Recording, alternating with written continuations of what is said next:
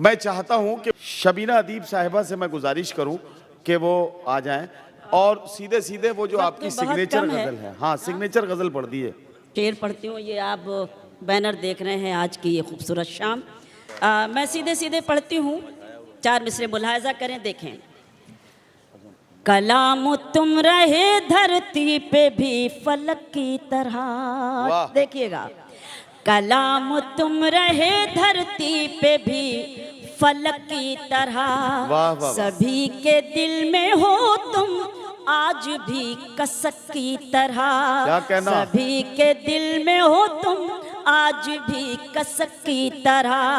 कभी भूला नहीं सकती वतन की मिट्टी तुम्हें, कभी भूला नहीं सकती वतन की मिट्टी तुम्हें। वतन के माथे पे चमकोगे तुम तिलक की तरह, वतन के माथे पे चमकोगे तुम तिलक की तरह। एक मतलब 2-3 शेर के लिए मुझे हुक्म है तो बस वही पढ़ती हूँ, उसके बाद आपका हुक्म और मैं बैठ जाती हूँ। खामोश लब हैं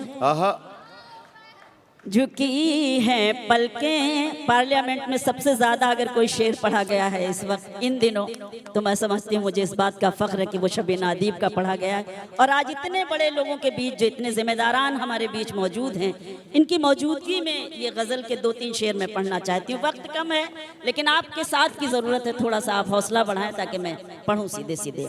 खामोश लब हैं झुकी हैं पलकें, दिलों में उल्फत नई नई है। खामोश लब हैं झुकी हैं पलकें, दिलों में उल्फत नई नई है।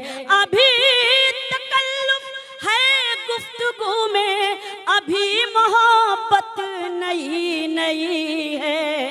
खामोश लब हैं झुकी हैं पलकें। और वो शेर के जो खानदानी रईस हैं वो मिजाज रखते हैं नर्म अपना, जो खानदानी रईस हैं वो मिजाज रखते हैं नर्म अपना। तुम्हारा लहजा बता रहा है तुम्हारी दौलत नई नई है। खामोश लब हैं झुकी हैं पलकें, दिलों में उल्फत नई नई है। कभी कभी मजबूरियां होती हैं, जल्दी जल्दी इसीलिए पढ़ रही हूँ। दानिश भाई सुनिएगा, शेर पढ़ती हूँ, आपकी तरफ से एक शेर पहुंचाना चाहती हूँ कि जरा सा कुदरत ने क्या नवाजा कि आके बैठे हो पहली सफ में। जरा सा कुदरत ने क्या नवाजा, क्या कहना, के बैठे हो पहली सफ में। अभी से उड़ने लगे हवा में, अभी तो शोहरत नहीं। वाह वाह वाह वाह वाह। अभी से उड़ने लगे हवा में, अभी तो शोहरत नई नई है। खामोश। वाह वाह वाह, बहुत बहुत शुक्रिया। वाह वाह वाह।